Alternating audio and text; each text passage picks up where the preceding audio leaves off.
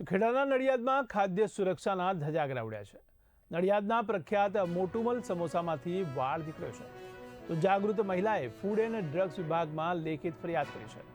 સમોસામાં અખાદ્ય વસ્તુ નીકળતા ગ્રાહકે બાળકોના સ્વાસ્થ્ય બાબતે ચિંતા વ્યક્ત કરી છે, ત્યારે તંત્ર દ્વારા પણ તપાસના આદેશ આપવાની વાત થઈ છે। ત્યારે નડિયાદના પ્રખ્યાત મોટુમલ સમોસા સેન્ટર સામે ગ્રાહકે ગંભીર આક્ષેપો કર્યા છે।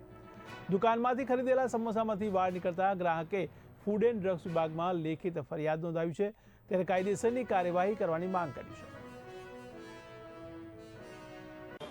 મારું નામ નીરજ અશોકભાઈ બાલચંદાની છે। નીરજભાઈ, શનિવારે બેન સમોસા લેવા હતા, રચનાબેન, હાજી।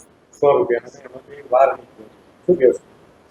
હવે ભૂલ થઈ છે અમારી ભૂલ છે, અમે સ્વીકારીએ છીએ કે અમારી ભૂલ થઈ ગઈ છે। રેર કેસમાં આવું થાય છે, પણ જાણી જોઈને અમે નાખવાનો પ્રયાસ તો કર્યો નહીં હોય। અમે અમારા 35 વર્ષથી અમે ચલાવીએ છીએ વેપાર, એની અંદર આ સુધી ક્યારે બન્યું નથી। બની ગયું છે એ અમારી ભૂલ છે, અમે ભૂલ સ્વીકારીએ છીએ।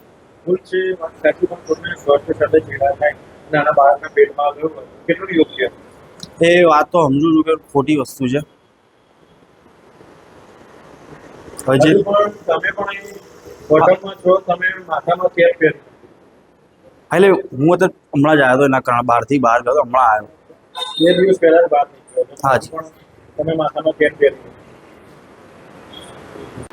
જી આપણે કરી જય મહારાજ, હું રચના, હું નડિયાદથી છું। સમોસામાં વાર નીકળ્યો, હા, ત્યાંથી તમને સમોસા લીધા શું કરો?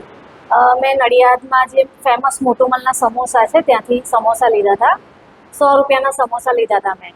ઘરે આવ્યા, બાળકોએ ખાધા અને કીધું કે અંદરથી વાળ નીકળ્યો છે, એટલે મેં ચેક કર્યું ને અંદરથી ખરેખર વાળ નીકળ્યો। એટલે એ જ દિવસે મેં ડાયરેક્ટ ફૂડ એન્ડ ડ્રગ્સ વિભાગમાં કમ્પ્લેન કરી।